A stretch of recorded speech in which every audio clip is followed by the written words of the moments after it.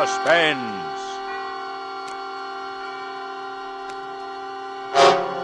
Radio's outstanding theater of thrills brings you an hour, a full 60 minutes of suspense. Directed by Anton M. Leader and produced by Robert Montgomery, who tonight also stars in a play entitled In a Lonely Place by Dorothy B. Hughes.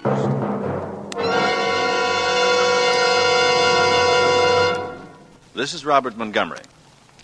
The other day, a friend of mine repeated a familiar phrase. He indicated the travel folder on his desk and said with a kind of triumph, "I'm going to get away from it all." He's lucky, my friend is. He's going to change the scene, the whole scene. New horizons, new vistas, new people, or no people at all. New thoughts, or no thoughts at all. He has a rendezvous with a cloudless sky and a peaceful stream and the easy whisper of the wind. Only time stands between him and a fresh beginning. Indeed, he has a lonely place where there is no loneliness. Yes, my friend's lucky. He can get away from it all with a simple change of scene, and he has no fear of being alone with his thoughts. It isn't like that with Dixon Steele. It isn't like that at all.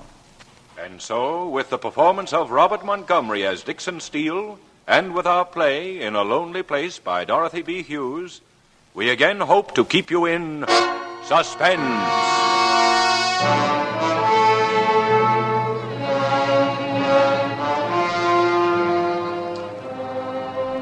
I stood there at the foot of Sunset, at the end of the city of Los Angeles, looking out through the evening fog at the Pacific.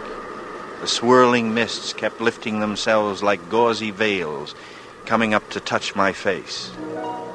There was something in it like flying, the sense of being lifted high above the crawling earth, of being part of the wildness of air, and something more, of being wrapped tight in a strange world of fog and cloud and wind. I had liked flying at night, but the war's ending had finished that. Since then it had left me, that feeling of power and exhilaration and freedom that came from being alone in the sky. But here, tonight, at the edge of this noisy, fog-drenched ocean, I had it again.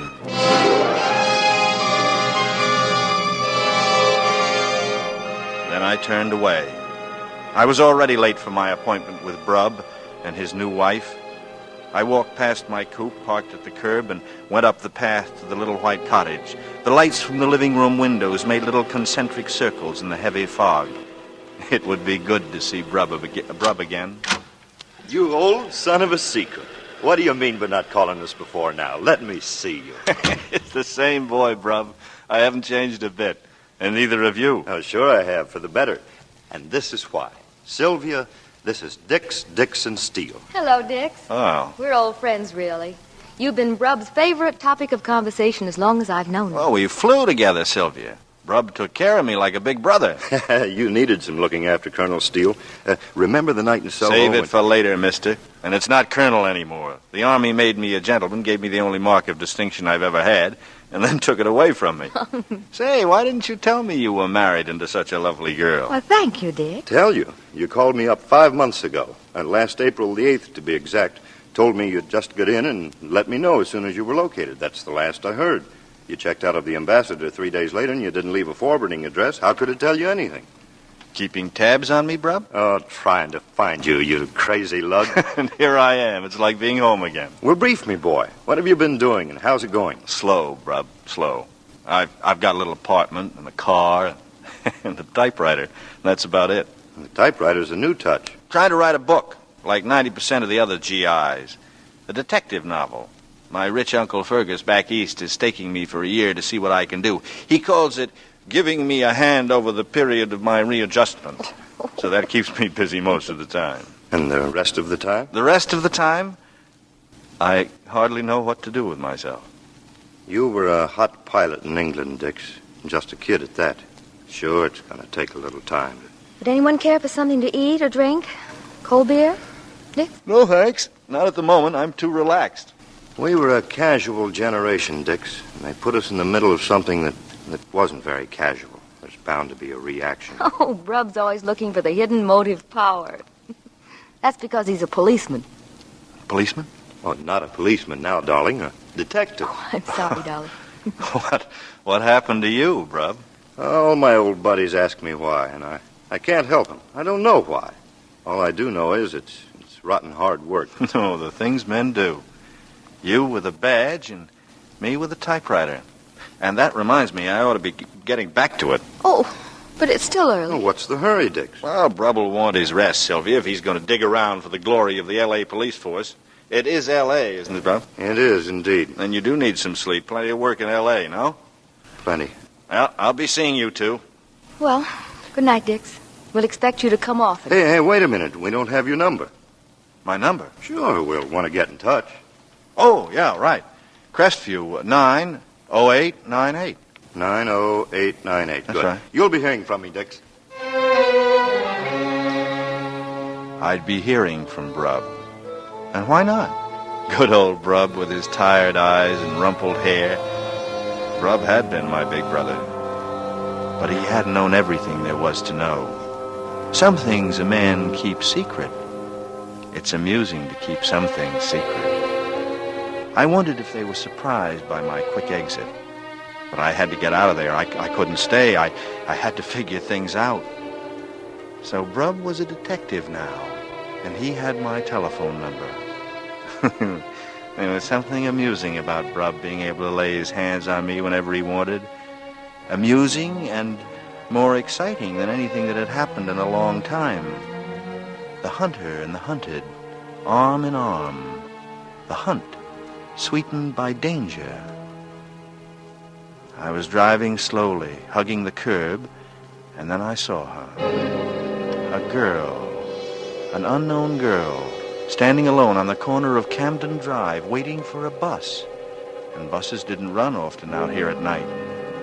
I pulled up a block ahead and got out, shutting the door so it made no sound, and then I walked back toward her. She heard me coming in the fog. She turned her face to me, smiling a little, glad to have someone to share the darkness and the silence with her. I walked up to her, slowly, and I was smiling back.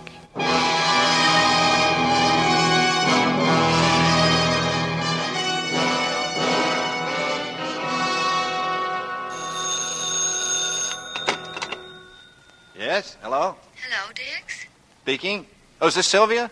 How'd you know? Recognize your voice. I've been ringing and ringing. Where have you been? Well, I guess I slept through it. I was up late last night working on the book. Well, can you break away long enough to have dinner with us tonight at the club? Tonight? Oh, fine. Fine. What time? Oh, about 8. Oh, I almost forgot. Don't dress. We're informal at the beach. Thanks. You had me a little worried. My dinner coat shrank while I was away flying. Brubs, too. They fed you gentlemen altogether too well. All right, then. Tonight at 8. Thanks for calling, Sylvia. I had slept late. The day was almost gone. The apartment was already in shadows. The afternoon paper was on the lawn just outside my window. The paper. I threw on a robe and ducked out quickly. Then I was back in the room, standing in the middle of the floor, holding it, still folded in my hand, listening to the blood hammer in my head. I switched on the floor lamp and sank down into an easy chair. I lit a cigarette, and I took a deep drag. Then I unfolded it. That was all I had to do. It lay spread open in my lap. They'd found their biggest type for the headline. Strangler strikes again.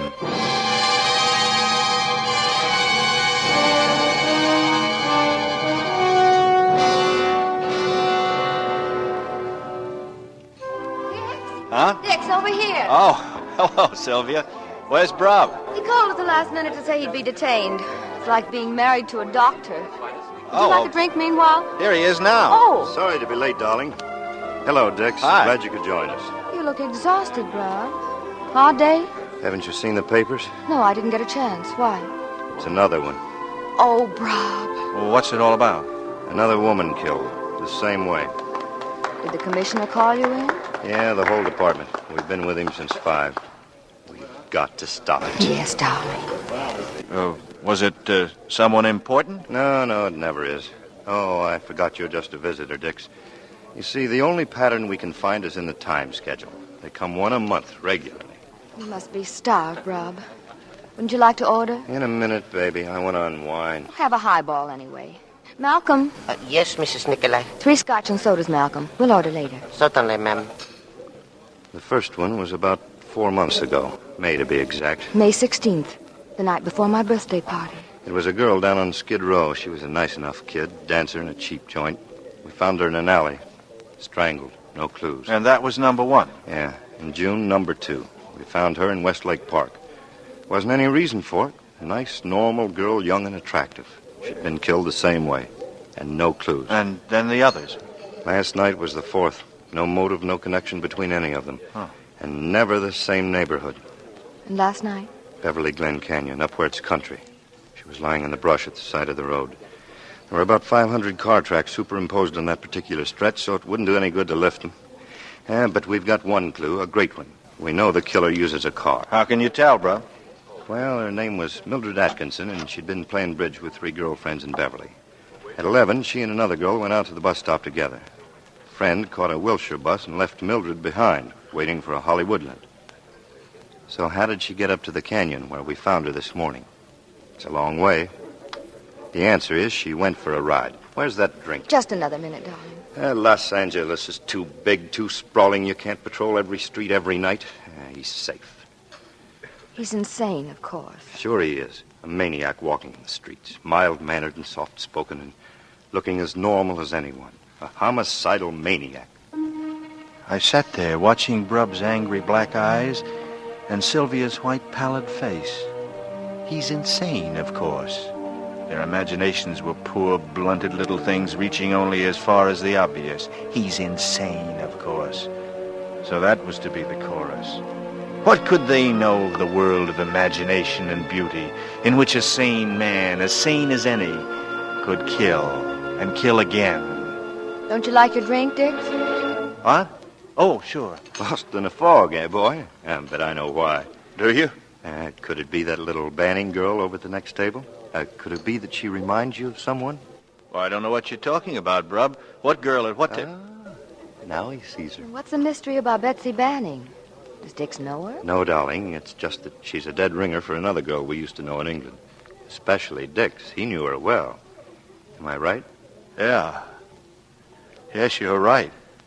Little Brucey. This girl is so much like her. You're wrong, Dix. She's not as pretty as Brucey. Don't you remember? Remember? Yes. I remember Brucey. But I didn't want to remember Brucey. Brucey of the sea-green eyes. Brucey whom I had loved and wanted and needed. No, I'd been through it before.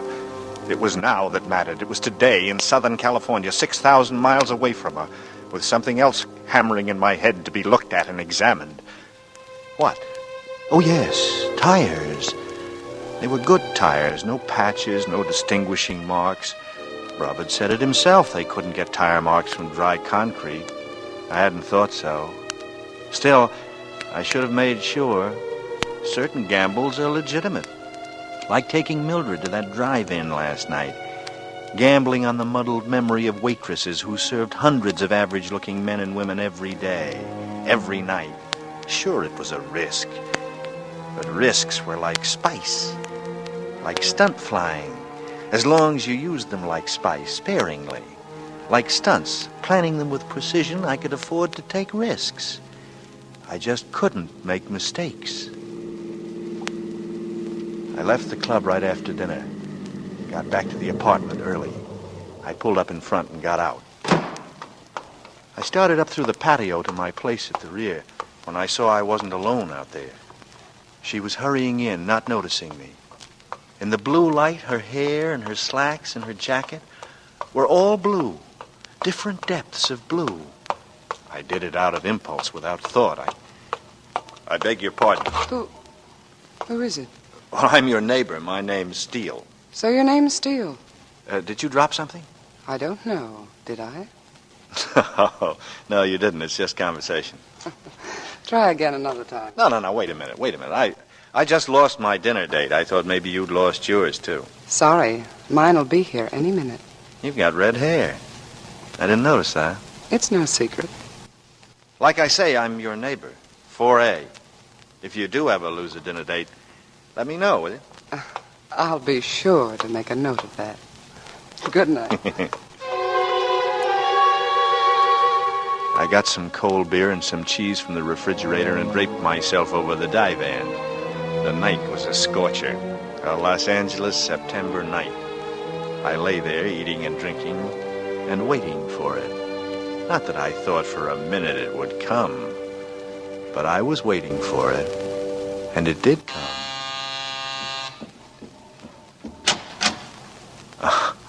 It's you. I've just lost a dinner date. Well, come in. Maybe you'll find him here. I hope not. I told him I had a headache and was going to bed, and that I was disconnecting the phone, but I still want dinner. You mind if I finish my beer? Go ahead.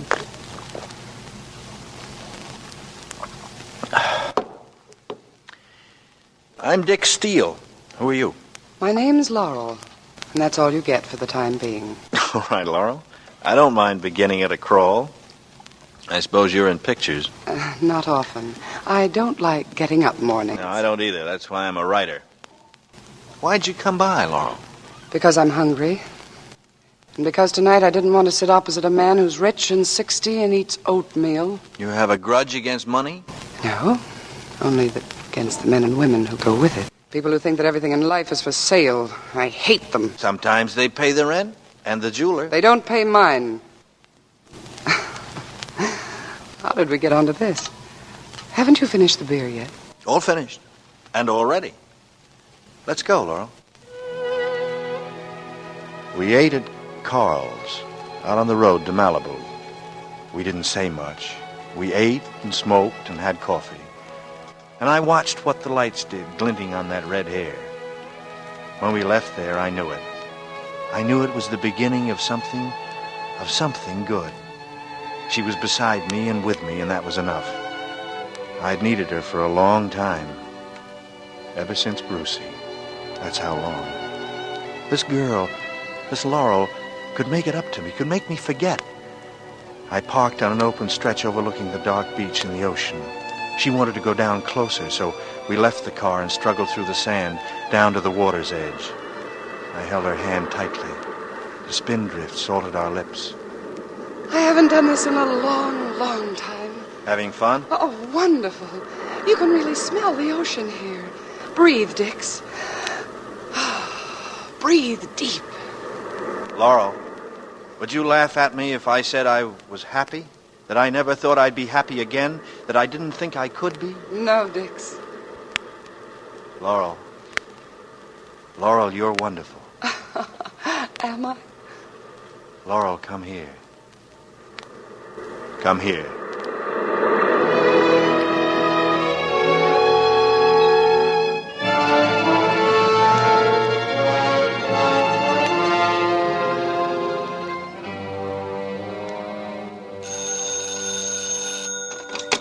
Hello? Hello, Dix. It's Brub. Did I break into your writing? No, not at all. What's up? Who was that redhead I seen you with last night? What are you talking about? Where did you see me? Oh, you didn't see us. We were pulling out of Carl's restaurant when you went in. Sylvia spotted you, and I spotted the redhead. There are always people looking, Brub. There are always eyes to see. Why, sure, boy. You can't take a step in this world, you know that. But listen, how about lunch? Fine. What time and where? Noon, at the Beverly Hills station. Beverly Hills Station. Police station, kid. Pick me up there. Okay, Brub. I'll see you there. Noon.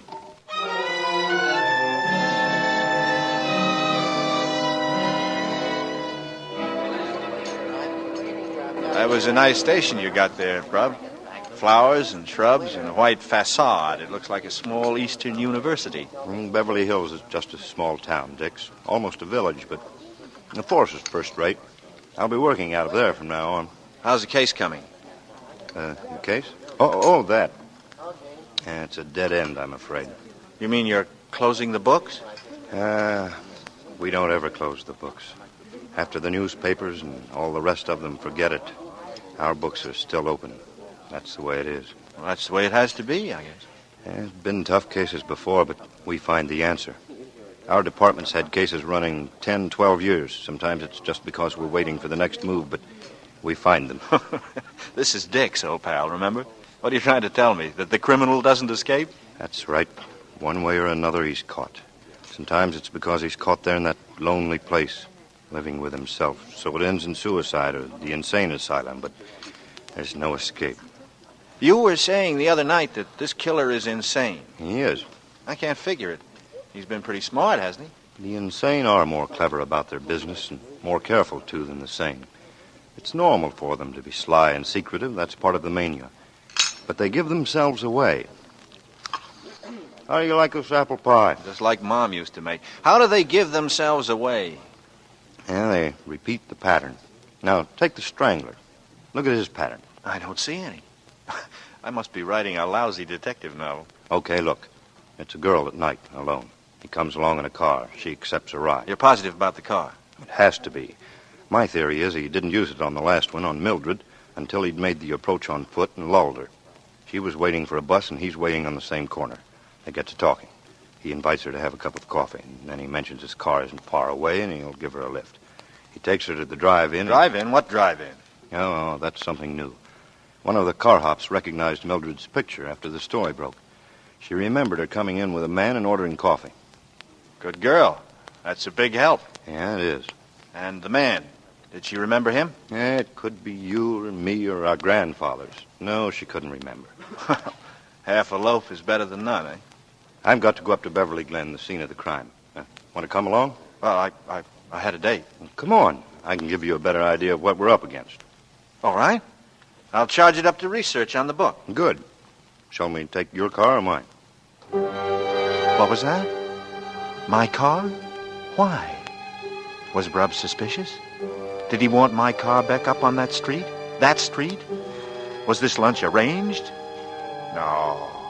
I'd already hesitated too long in answering. It couldn't matter which car. It had been too late and too foggy. Did you say something, Brubb? I'm sorry. Thinking about the redhead, I said, whose car do we take, yours or mine? Oh, we might as well take mine. Hey, you don't mind another passenger? Not at all. The chief wants to come along, Jack Lochner. We'll go back by the station for him.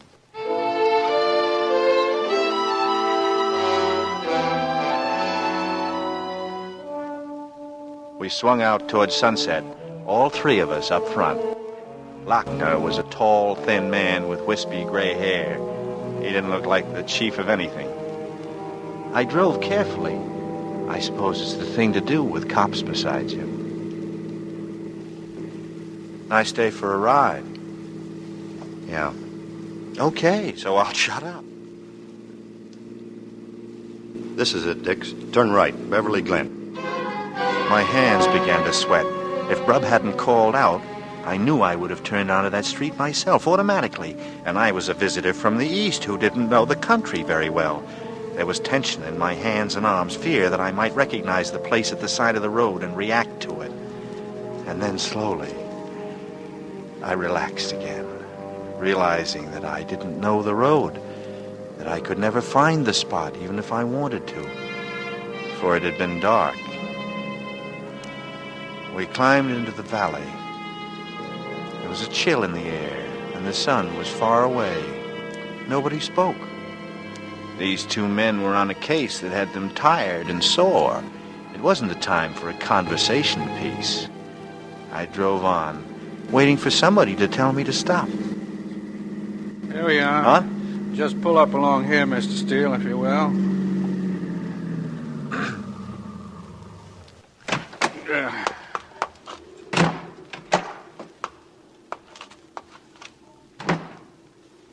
Is this where you found her?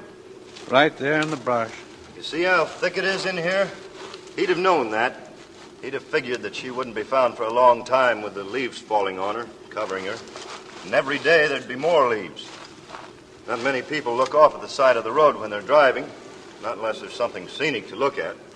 This canyon would be perfect. Then how was she found so quickly? Look, the milkman picked this spot in the world to have a flat. The killer figured it smart.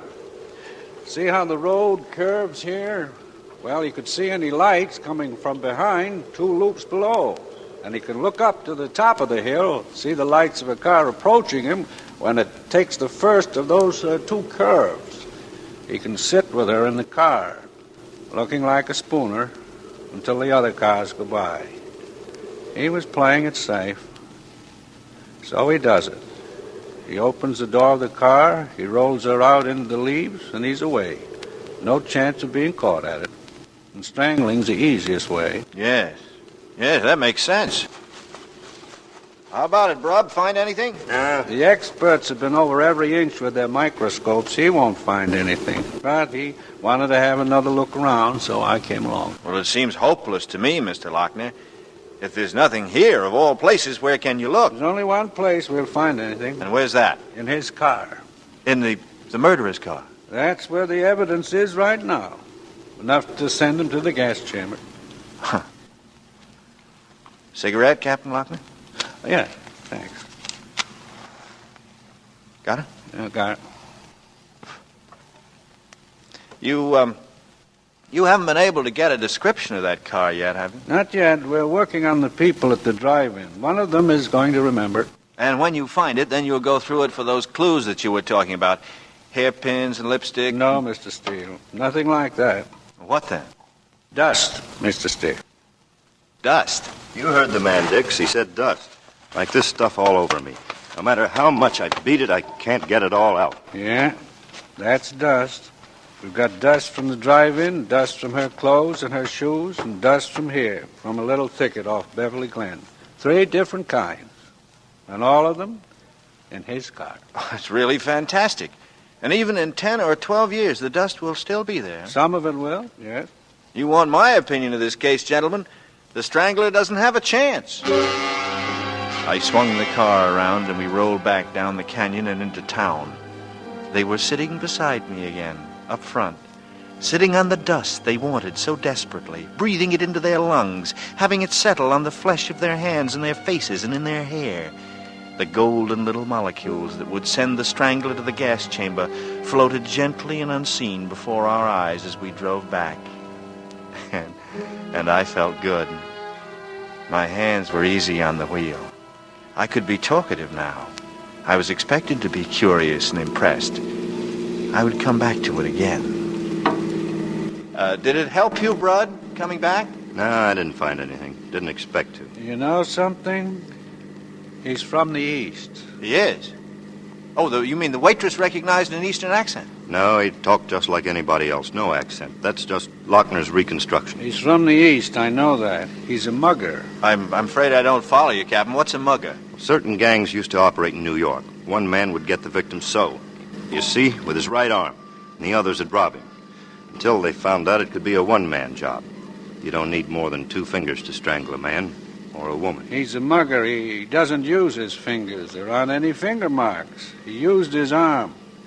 He's from the East. As a fellow Easterner, Captain Lochner, you must admit that a Westerner could have learned the trick. I've seen the way they did it in New York.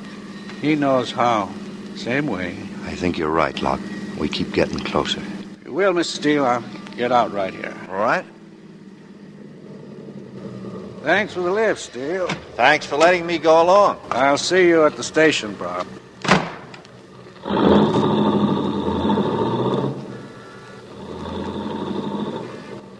Ever since this thing started, I've been afraid for her. For her? You mean Sylvia? She's lived in the canyon all her life. She never had any fear, wandered all over it any time of day.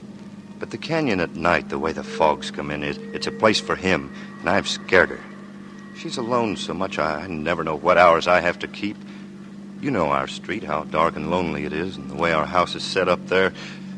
Oh, I'm the one who's scared Dix. I've infected her, and I can't help it. I can't pretend. Until we've caught him, she isn't safe. Sylvia isn't safe. I saw how it was with both of them. How they clung together, fear in both of them.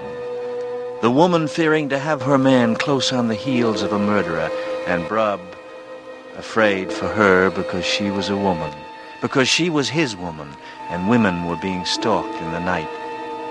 And yet, even though he was afraid, he would leave her, because he was a hunter, And this was a big hunt for wild game. Yeah, wild game.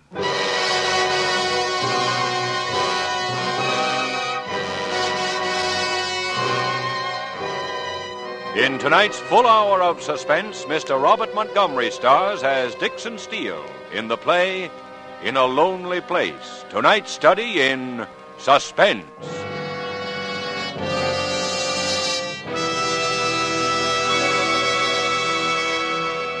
In just a moment, we will return with Act Two of Suspense. This is CBS, the Columbia Broadcasting System. And now, back to our Hollywood soundstage and Act Two of In a Lonely Place, starring Mr. Robert Montgomery in a narrative well calculated to keep you in suspense.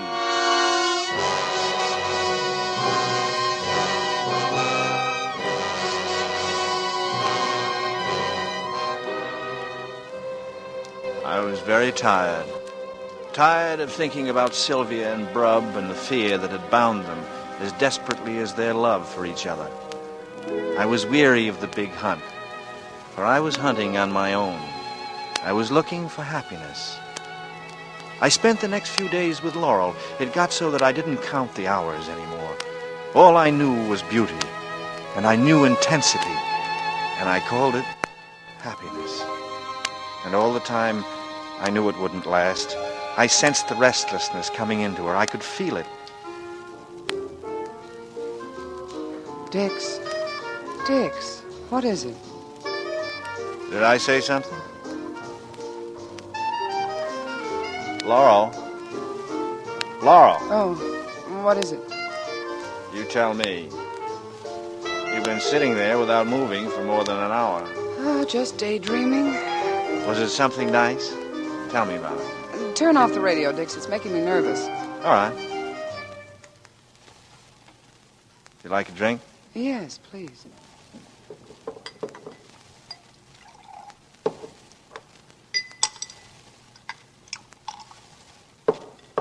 Thanks. You know what we ought to do tonight? Go out on the town. Put on our Sunday best and have the biggest dinner on the menu. The sky's the limit. How does that sound? Where do you want to go? To a drive-in? Dix. I'm sorry. I seem to be all thumbs. Well, here, let me make you another. No, that's all right. I didn't want it anyway. No, baby. No drive-in for you tonight. You're not the drive-in type. What type am I? The Ciro type, baby. Expensive and plush and chromium plated. Ciro's, that'll do fine. I'll call and reserve a table for 10 o'clock. Save your money. You can take me to a drive-in tonight. I won't take you to a drive-in. Why not? Are you afraid someone might see you there? Is that why? What do you mean by that? I mean you keep me hidden away from sight, as if we might run into some of your friends, like that Brub and Sylvia, as if I wasn't good enough for you. Look, baby, relax. You're not making sense. Didn't I say I wanted to spread out tonight, get dressed up for once, and go to Ciro's? Hide you away. You come with me tonight, and I'll show you off for everybody to see. No, I'm tired. I don't want to get dressed and go places. All I want is to go up to the drive-in. We're not going to the drive-in. We're not going. Dix, you're hurting me.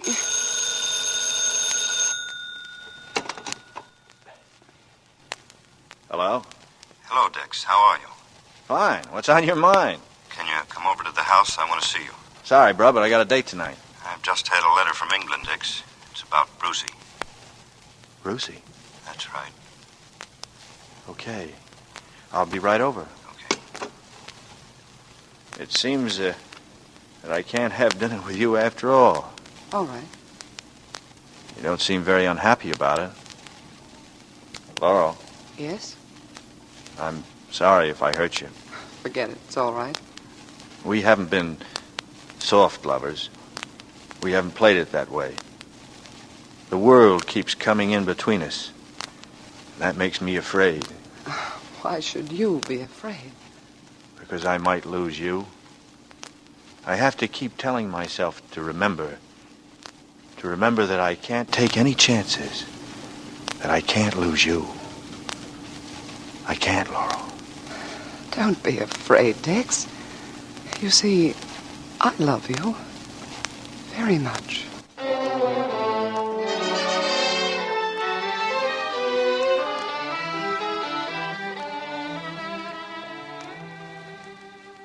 Have a chair, Dix. All right? Would you care for anything to eat? No, thanks, Sylvie. I just finished him. Remember Adam Tyne, Dix? No? Sure you do. The flight commander from Bath. Nice, quiet fellow. We saw a lot of him that spring of 43. Well, we knew a lot of fellas over there, Brub. I don't remember. Well, it's not important, except that I've had a letter from him. First one in more than a year. It's a sad piece of news, Dix. Let's have it. Brucey is dead. Brucey is dead? Brucey? Oh, Dix. Dix, I didn't know. I'm sorry, Dix. I guess none of us realized how much you and Brucey... Brucey? We didn't know, Dix. No. How could you? How could anyone know? How did she die? Buzz bombs? No. Well, then how? How? She was murdered. Murdered? Yeah, murdered. Well, how... Why? Why? Who? The police have never found out. Better not talk about it, Dix. Well, I want to talk about it. I want to know who did it. Why should anyone kill Brucey? They don't know. Her family missed her for 2 weeks. When she was found, it was in a rocky cove. She'd been strangled.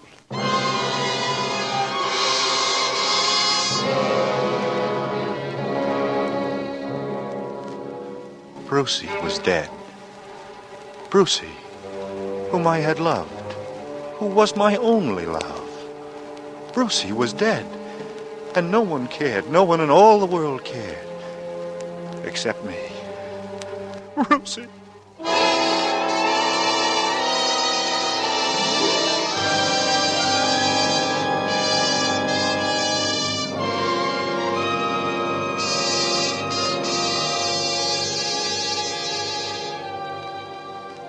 I called Laurel when I got home that night. She didn't answer. I stepped outside and looked up to her apartment across the patio from mine. It was dark. She didn't come home at all that night, or the next day, or the next night. No word from her, not a sign, nothing. The following morning was a dirty gray rag. I called Laurel's number once more. No answer. I had to get out of that cramped room, away from the unremembered shape of my dreams. I didn't take the car. I wanted to breathe, to put motion into my body. I walked as far as Wilshire and then went up to Beverly Drive to my favorite delicatessen. Dix! Hi. Where'd you spring from? Well, a guy gets hungry, bruv. How are you, Captain Lochner? Fine, fine. Good to see you again. Slide in. Okay, thanks. Would you like to order now, sir? If you please, salami sandwich on rye and a beer, please. It'll be just a few minutes. Well, more trouble in Beverly? No, same old case. We're not going to let it happen again, that's all. And, you think it comes from this neighborhood? It's the last clue we have. We pick up a little more each time we check. Yeah, but where do you check? How? And we've been talking to the help again. At the drive-in where he stopped with her that night. Any luck? I don't know yet. In these neighborhood spots, a lot of people come by to eat regularly. I got to thinking about it. There must have been some of the regulars around that night when he took Mildred in for coffee. The nerve of it. Driving in there, coming in under all those bright lights and gambling that no one would remember what he looked like. Like you and me, bruv. An ordinary man. Yeah, an ordinary man with the nerve of a jet pilot. I see what you're after, bruv. Have the help ask questions of the regulars when they come in. Were they at the drive-in the night of the murder? And did they see the couple? That's it. And I suppose you're hoping this fella's a repeater, too. And that'd be a break, but there's no chance. No chance except for his nerve. You mean he might have the nerve to walk in again? He might, Dix. He just might. And you think the help might spot him if he did? I think they might. They're keyed up to remember Mr. Steele. A little car hop, Jean, her name is, swears she'd know him again if he came in. She'll know him if she sees him again. Only she can't describe him. That's the trouble with people in these cases. You remember how it was when we were flying, bruv? How do you mean? You said yourself he's a gambler.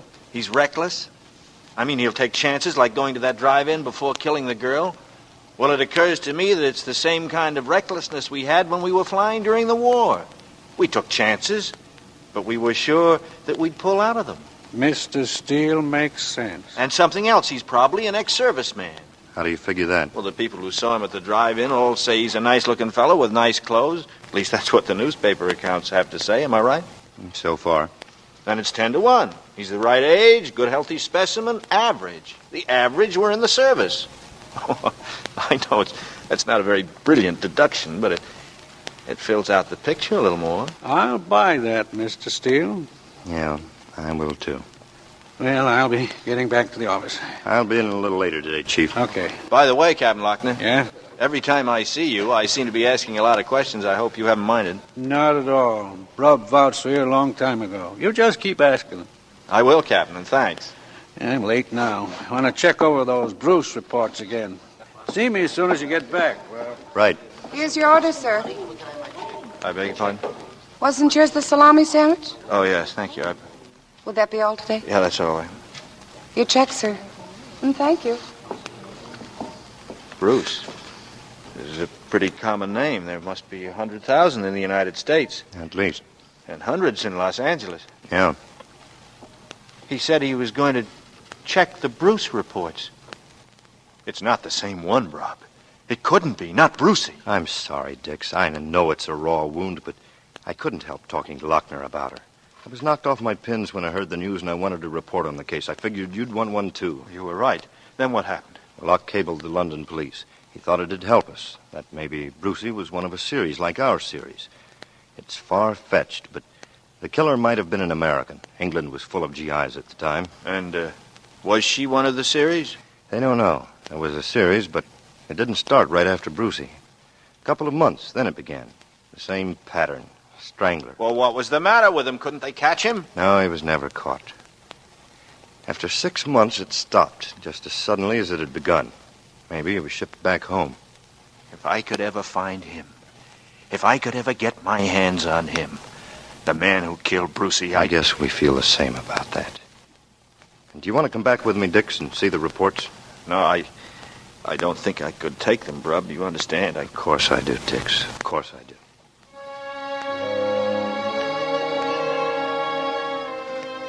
I went back to the apartment and lay on the divan for the rest of the afternoon, thinking about Brucey, strangled, so many miles away. And Laurel, who lived just across the patio from me and had disappeared as if the earth had swallowed her. I thought of them both, and soon their figures swam together in my mind and were commingled so that they became one. It was already dark, and I found myself very hungry. I got in the coupe and drove over to Wiltshire, not knowing where I'd eat. Past the Savoy, Romanovs, the tropics, and then suddenly, the brilliant lights of the drive-in glittered ahead of me. I didn't stop to think. I twisted the wheel and pulled into a parking space right up front, right under the lights. They were looking for a man of my height, a man of my build. I was here for them. I'd come. 2 young fellows were in the car to my left, a middle-aged couple to my right. No police in sight. I was safe. The girl who came with the menu was pert and pretty, no more than 16. Good evening.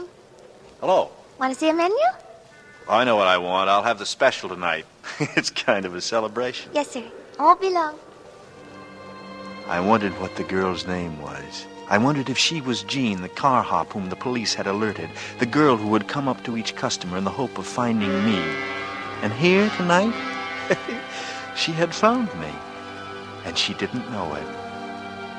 I ate slowly, lingering over the food, and before I left, I handed her a large tip, just to be sure she remembered me. She thanked me, smiling, and said, Come again. And I promised I would. I went out Wiltshire to the ocean. The fog blew in at 14th Street, and I should have turned back then, but I didn't. I could hear the boom of the breakers, and I could smell the sea in the fog. And the fog itself was sweet and cool. It was silent.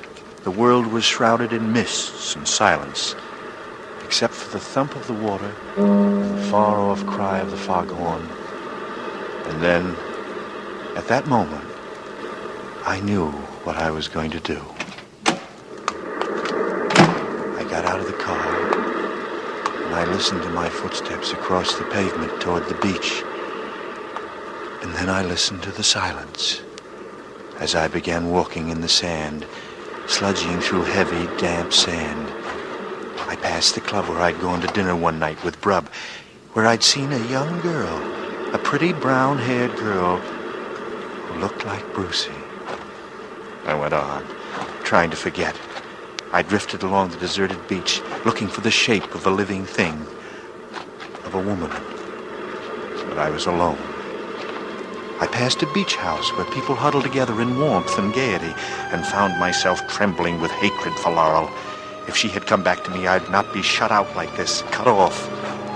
They always leave you before you're ready. I groped on, my feet chained in the mud, and I stumbled and fell to one knee. I stayed there, my head buried in my arms. I was there for a long time, lost in the world of swirling fog and crashing wave, lost in a lonely place, and the red knots tightened in my brain. Suddenly, something came running through the darkness. A small, dark shape hurtled upon me, and I realized it was a dog, a friendly terrier.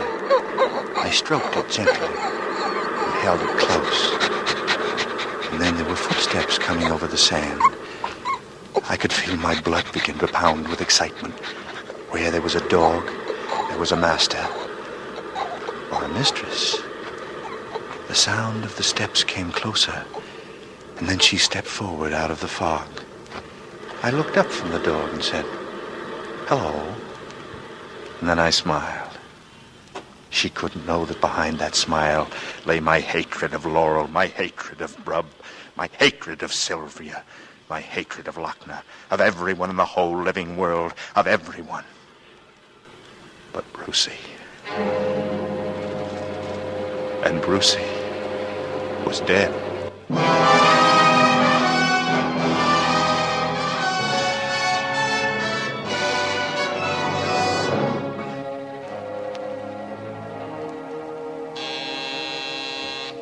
Laurel at last. Laurel.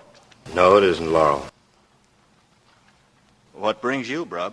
Am I invited in? Yeah, of course. Sit down. Yeah. Anything wrong? Plenty wrong. Is it Sylvia? No. What makes you think it is? Well, I don't know. You looked so worried. You mean you don't know what's happened? I don't know from nothing. I awoke to a beautiful morning, the birds singing, the California sunshine, and I decided it was a day for the beach. I've been out there all day riding the breakers. Oh, wonderful sport. You were at the beach today? Sure. What's wrong with that? He was out again last night. The Strangler. He did it on the beach. Brub. Again? The little Banning girl. Betsy Banning. You remember? The girl who looked like Brucie. Yeah. I remember. When I get him, and I will get him, I'm gonna kill him. I'm gonna kill him with my hands, the way he likes to do it. Oh, now take it easy, Brub. Would you like a drink? She always took her dog out for a run at night, no matter what time it was. She wasn't afraid. She was like Sylvia. The ocean was always something safe, something good. And she had her dog. And the dog? Buried in the sand, dead, strangled. Poor fella. Right on time, just about a month. On the nose, every month. And no clues? On the sand, no clues, no buttons, no fingerprints, no cigarette stubs, no match folders, not even a calling card. Well, there's not much I'm good for at a time like this, but if there's anything I can do, Brub, anything... I was in the neighborhood. I had to stop by and talk. I'll be going now. Thanks, Dix. Anytime, Brub. You know that. Anytime.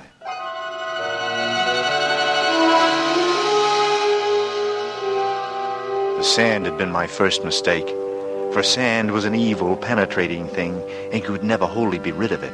If dust could tell a story, then sand screamed out its secrets aloud. That was why the morning afterward early, I had gone down to the beach and spent the whole day there in the sand. That was why I had been ready for Brub. When he came, that was why I was ready for the whole L.A. police force if they wanted to come. After Brub left, I went out of the house and drove to the cleaners on Pico and left a bundle of dirty clothes. Then I ate in Beverly and afterward went into Warner's Theater for a double bill. On the way home, I thought I was being followed. A large gray sedan that stayed with me for 3 miles, but I was wrong. We were together at a red light, and when it changed, the sedan shot ahead of me and disappeared into the night. I slept. without dreams, and didn't wake until late afternoon of the next day.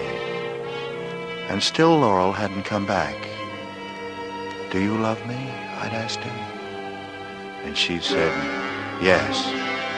She lied in my face and in my arms. I hated her, a cheat and a liar. No one cared. No one ever cared. Only Brucey. Brucey, who was dead, who had left me alone. Alone forever. For all of my life.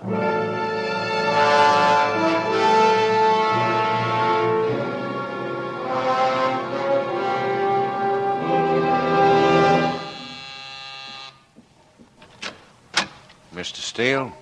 Yes? Captain Lochner would like to see you up at the station, if you don't mind. I don't mind at all. Well, take your time. There's no hurry. Well, that's all right. I'm ready now. You can follow me in your own car, if you like. It doesn't matter. You might as well take yours. You know the way, don't you? Oh, yes, I know the way. So they wanted to look at my car while Lochner kept me occupied. I laughed out loud driving over. Let them crawl through it. Let them look at the sand and the dust. Let them make casts of the tires. It didn't mean a thing to me. It only made the game more exciting. Thought maybe you could help us, Steele. I'd be glad to, Captain. You name it. It's the Bruce case, the English girl. I understand you knew her. Yes. Brub and I both knew her. Wonderful girl. I've been doing a good deal of thinking about Miss Bruce. Brub told me your idea. It could have been the same man. I got a list here of American men who were friendly with the Bruce girl. Who were all in England when it happened. Just look it over. See what you can remember about these men. Anything they might have said or done. Here. Oh? I see Brub's name is on it. Yeah. Mine, too. But you'd been transferred before then, Dix. My transfer wasn't completed until after I got back from Scotland. I had a month's leave accumulated. You came home after that? No. I was sent to Paris and into Germany on the cleanup. I was overseas another 6 months. What about the men on that list? I can't tell you a thing against any single one of them. They were all good men. Not one could have had anything to do with this. It's impossible. Okay. Brub's been telling me the same thing. It's another dead end. Well, that's enough for the day. I'm going home to sleep for 20 hours. Thanks for coming over, Steele. Good boy, Dix. Why? Because I stood up for the fellas? You did, too. We had to. I never knew about Scotland. How'd you like it up there? It was wonderful. Because she was with me. Brucey. She loved it there. And I loved her.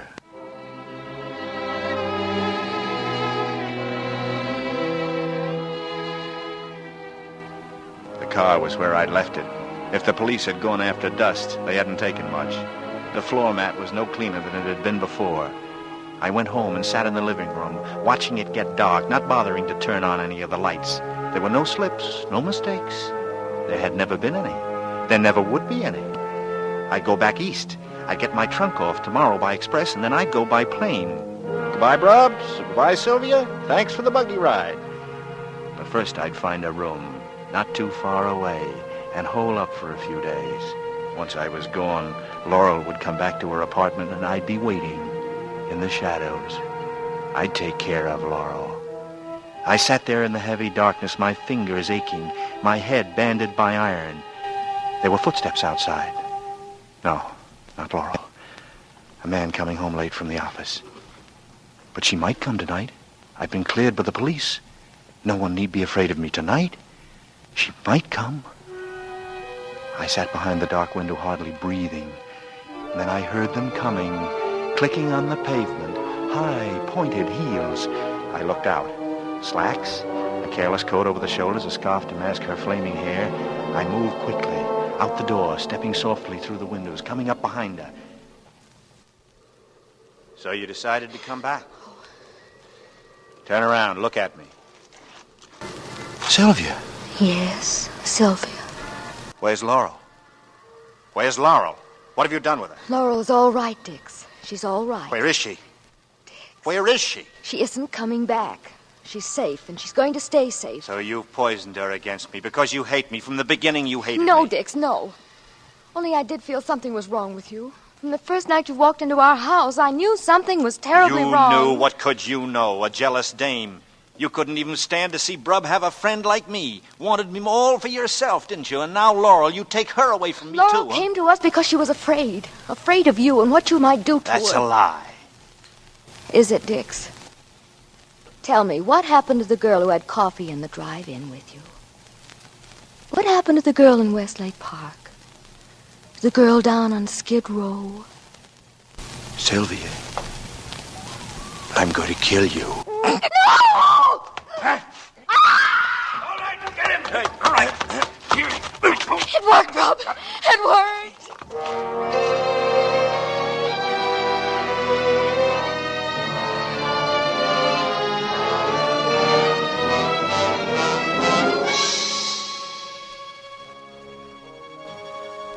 We were all in my apartment. Lochner and Brub and Sylvia. And some of the boys I'd seen from the Beverly station. They put on the lights and sat me down on the divan. And they stood around looking down at me. All of them but Sylvia. They stood between me and the chair in which she sat huddled. And Lochner was looking down to talk to me. I'm arresting you on suspicion of the murder of Mildred Atkinson. That's very funny. And suspicion of the murder of Betsy Banning. And the attempted murder of Sylvia Nicolai. Have you anything to say? Yes. I think you're crazy. Listen to me, Dix. It's no use. We have Mildred Atkinson's fingerprints in your car. There's only one way they could get there. Would you be lying? You, an old friend, just to trap me? And we have the dust. Do you know what a good lawyer could do with your precious dust? I'm not through, Dix. There's quite a bit of lint from the Atkinson girl's coat. Lint? And there are hairs from Betsy Banning's Scotty dog. We found them on the suit you took to the cleaners. But you can't think of everything, Brub. Especially when you're rushed. When your luck runs out. Dix, look at me. Why did you do it? Why? Was it because you loved Brucie and she wouldn't have you? Is that what set you off? Is that what made you do it? Brub, Why, Dix? Tell me why. Because I killed Brucie.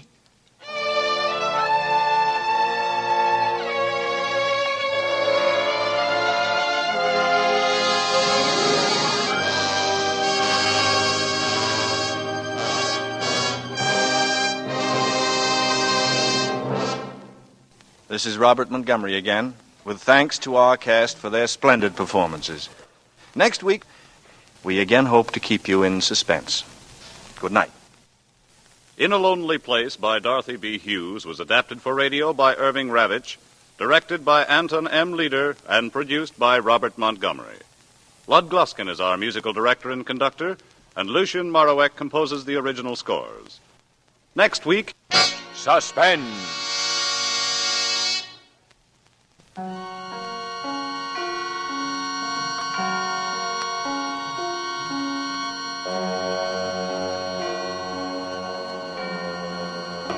this is CBS, the Columbia Broadcasting System.